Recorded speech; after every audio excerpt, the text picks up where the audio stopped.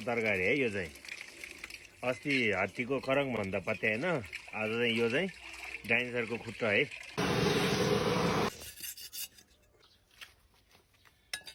करङ भन्दा के अरे हात्तीको करङ भन्दा पत्याएन यो चाहिँ डाइनोसरको है तपाईले नि उठाउनु न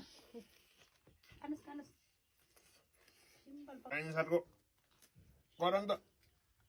अहिले चाहिँ डाइनोसरकै भयो है सब साँच्ची यो भित्र छ मिठो यो चाहिँ के हो